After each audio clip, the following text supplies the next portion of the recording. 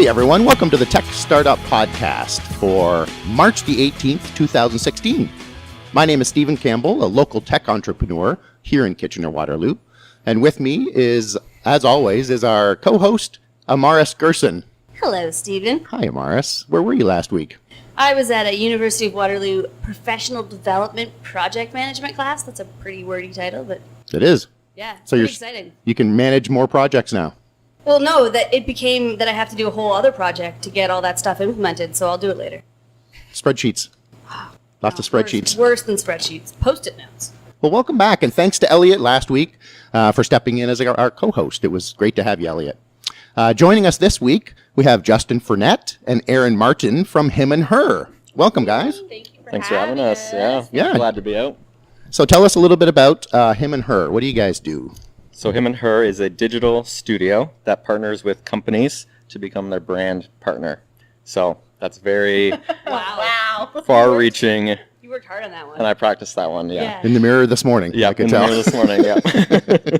So you're partnering with companies. I saw you're partnering with startups, small, medium businesses. Yep. Startups, small, medium businesses, and medium to large. We like to stay away from the large. We don't want to get swallowed up by an elephant. Okay.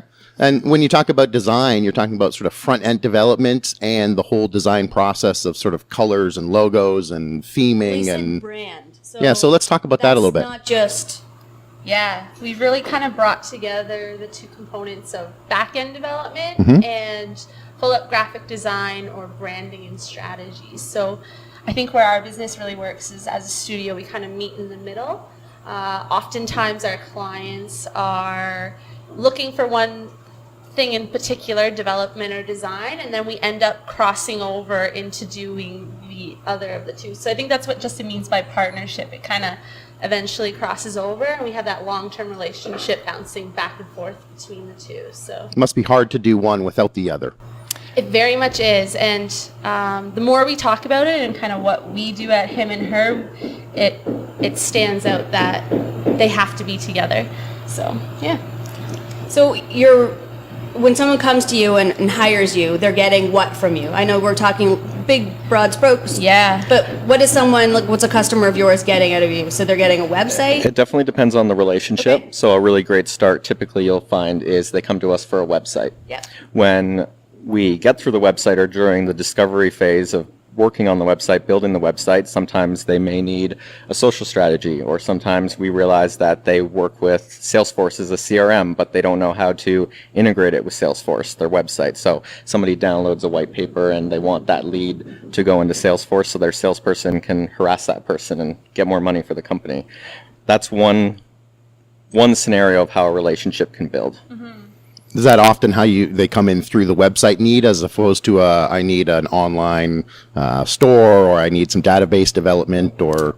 I would say in the beginning, websites were our heavy entry point. Now, as we've built up a bit of a reputation in the region and referrals are flowing through, we see it moving a little bit more away from websites to people knowing that we're a local studio and they're looking for partners to help them more digitally and to express their brand digitally. So they might be starting a company, they might already have an established brand, and they need help getting that brand functional and effective online in any format. So if I am starting a company, say I have a startup, I don't have any funding yet, I'm sort of bootstrapping, what can I expect as far as the relationship goes with you, as my needs will develop further? At the beginning I don't have much money, but I really need sort of that branding is really important at the beginning, right? So what's that process like? So we really like to help startups from a personal standpoint. I mean, we've all been there. We've been bootstrapping and trying to get things going.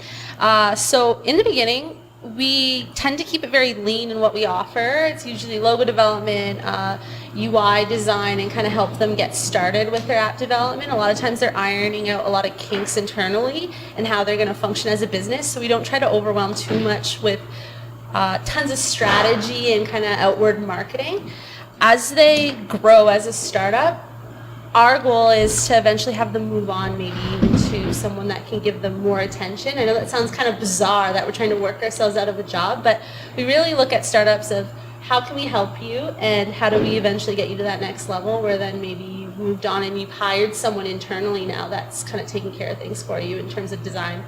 Yeah, great. Do you have a specific process that you go through with them? Like sit down and do the discovery phase of who is your customer, and then ergo, therefore, Yeah. we're going to put the button on the right, or whatever whatever decisions those are. That's spot on, actually. So there's definitely people that come to us, they have a vision, they know exactly what they want to do in terms of styling of their application. They might even have done some of the research and kind of doing testing with different individuals to see what works best.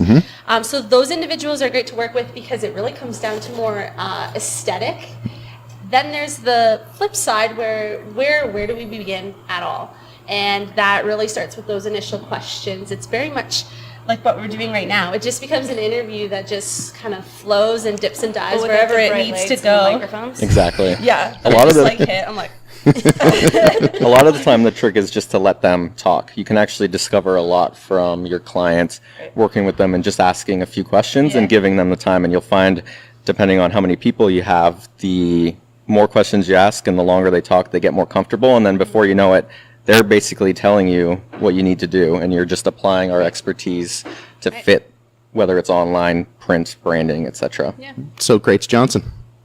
yeah. Bill and Ted's Excellent Adventure quote. Socrates, you learn by asking questions, right? We have some hammering in the Google space upstairs today, so we apologize. Someone with heels just being aggressive walking around upstairs. Yes, I think not it's as a high-speed hammer. internet being put in upstairs or something like that.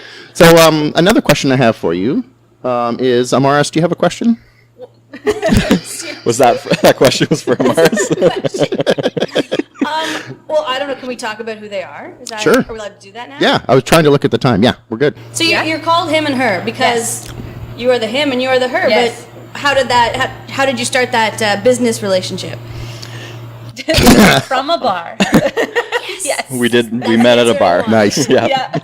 Erin was the hustler. She was doing a lot of the freelancing in her own time, and she realized I could develop. So she hustled me into building websites at night, making extra cash. Fast forward a lot. I also found out that he didn't really know front-end development. Like, he Yeah. knew enough, but the things that I was asking for, I think he was painfully figuring out on his own.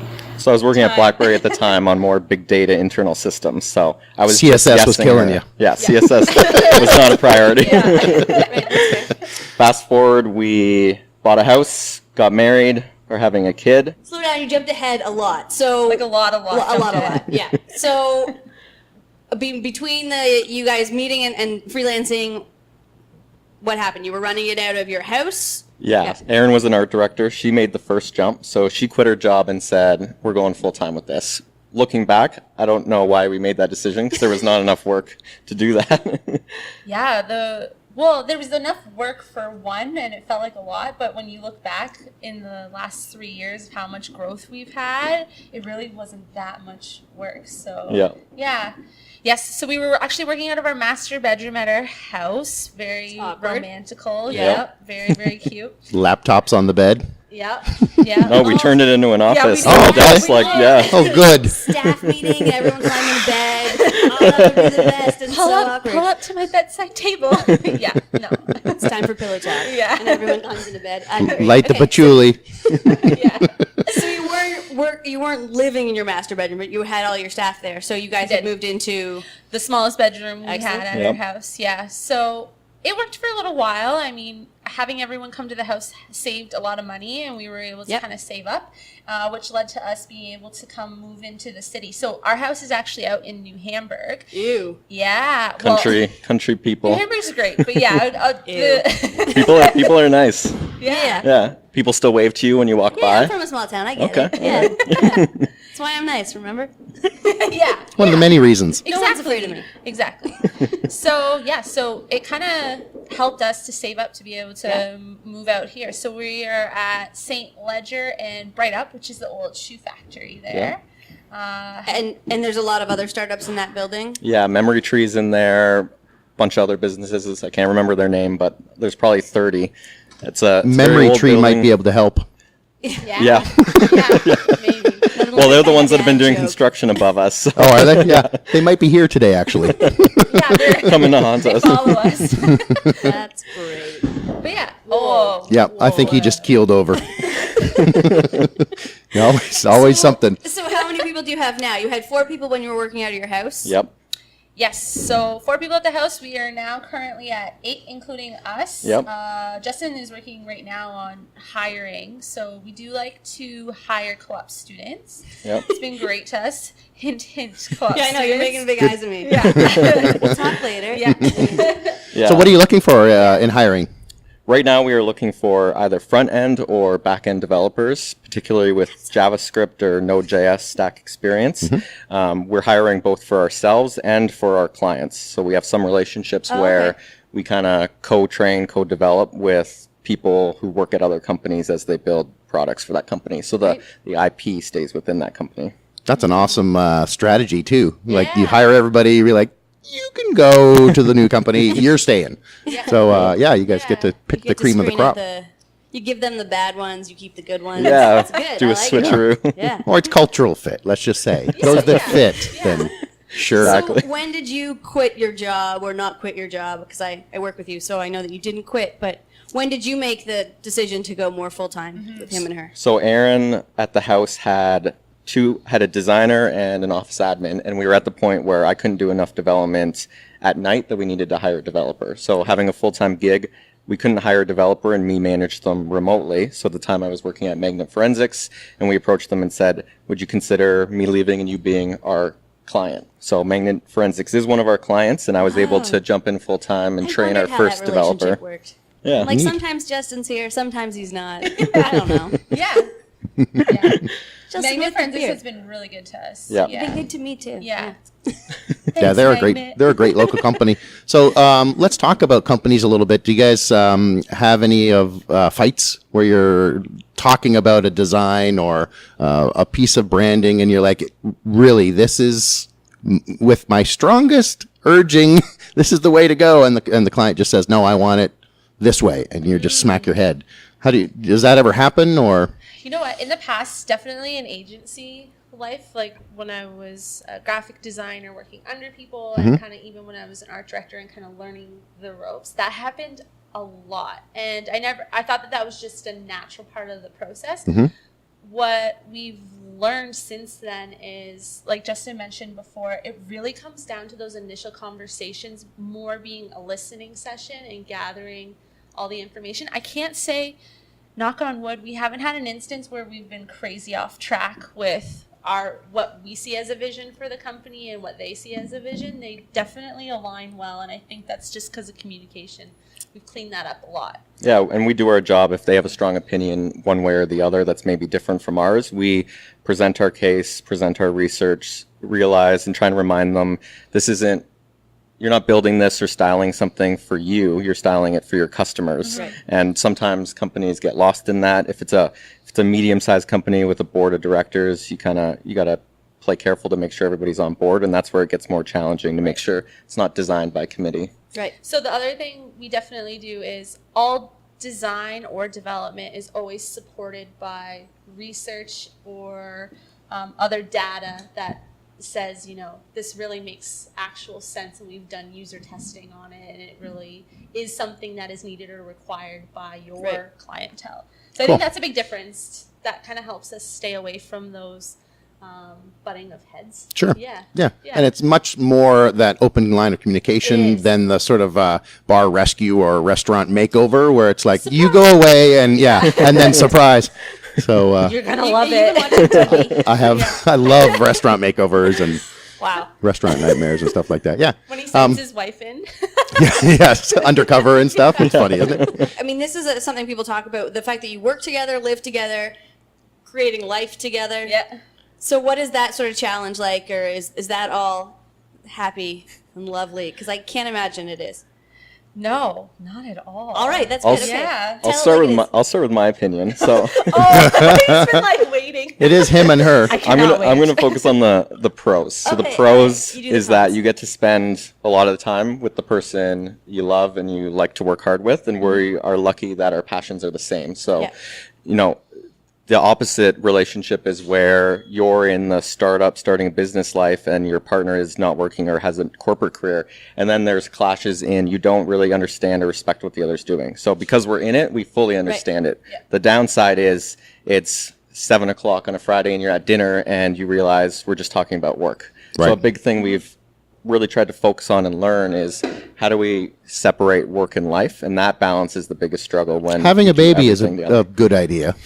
Yeah. That And that'll not working out of your master bedroom. That's Yeah. also a good idea. Yeah. I'm sure that now that your house is just your house and not your office, that helps. That has actually been a huge help. Yeah. Even just that drive home to kind of decompress. Yeah. And then we do often get going again in the evening and working away a little bit. But yes, separating the two definitely Right. helps. Sometimes, though, we can't help it. We really love what we do. And yeah, that's I think that's what drew us together. And I think that's why it's weirdly working. We're okay with Yeah. talking about it probably more than we should. We get along. I think our yin and yang of design and development, we've set some clear parameters of where, Justin's role starts and ends and where my role starts and ends so that we're not stepping on each other's toes, because that was very difficult in the beginning. I can imagine. You're good. Yeah, definitely. Yeah, but we had another married couple on a couple weeks ago. Yeah, armadillo display. Yeah, and Okay, yeah. yeah, so we asked them a similar question Yeah. because I think that's something that people in startups often worry about is the whole working and living and whatever together. Right. Yeah. So you guys have made it a very rosy sounding picture. What's been the hardest thing? Yeah, I'm trying to think. Was it leaving your Hardest? job, or sort of stepping away from the relationship part and Yeah. talking about the business? There's definitely, it's definitely another side. So there's different fears. Like when you start to employ your first employee or your second employee, it's hard to rationalize, is this person going to help us, or is this the one that's going to put us under? Like, is the cost too great? Now you have somebody's life in your hands. So as we interview, we always kind of are upfront in that, we are studio life. So nothing is guaranteed. Like, we're going to work hard and we're in it to succeed, and Right. we put everything in, and we're never going to make you work harder than we work, which we work really hard. But we always want to make it clear that, there's a certain type of person that gets into studio life because it's the opportunity to be creative, work on various things. If you're in it for stability and you want to work on one product and build that out into the future, then it's not the right fit. So what is studio life? Expand on that a little bit. Sound then. like we don't so know I'm, what that I'm means. yeah, I'm doing something different every day, or what's that mean? Do you want to give an example? And I'm like, The I don't know design what day. studio life is. It really is different every day. So depending time of day, depending on sometimes even the weather or what's going on in the community, we're getting different calls from different clients for last minute requests. So that really changes up a day. Studio life is usually, it's a lot like being in the Velocity Garage or like a tech startup, I would say. So it is different than a corporate job, but there's a hustle and bustle. Like, people are in and out of rooms. You're taking photos for one thing while someone's trying to get approvals of a website, or there's a lot of Okay. chaos going on, a lot of different things going on at one time.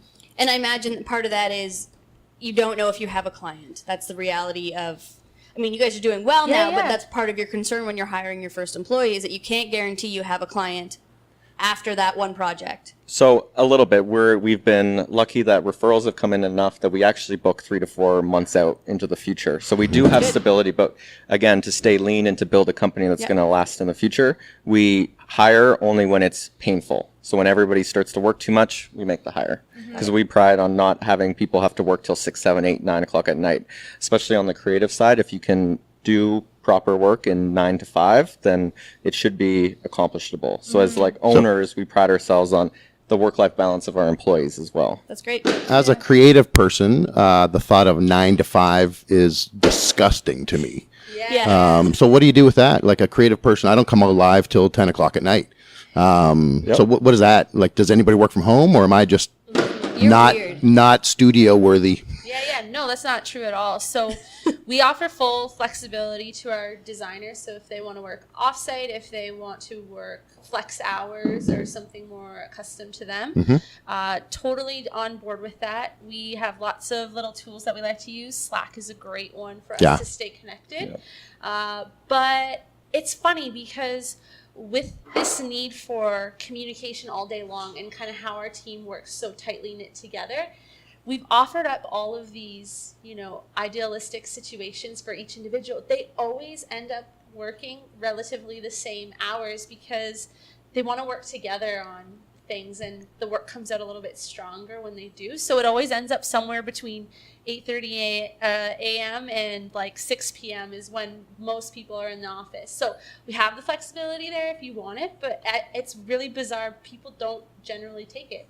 They want to be there during that 9 to 5. And I guess that is a case of the fact that you are such a small company, so I people think so. are working so closely Yeah. together. Yeah, absolutely. Most projects that we work on are touched by almost every single person in the studio itself. So I definitely think that has a big... That would Like make sense. Settlement Co. is a great example where we took that from branding to their digital presence, social presence, and kind of wholesale systems. So that's you're the one that followed me on Twitter. Yeah. Dun, dun, dun.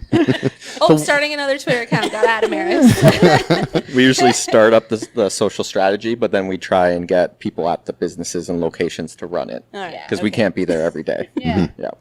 So what does the future hold for him and her? Well, Not the very soon future. yeah, so like, well, no sleep. him, her, and her. Yeah. Yeah, exactly.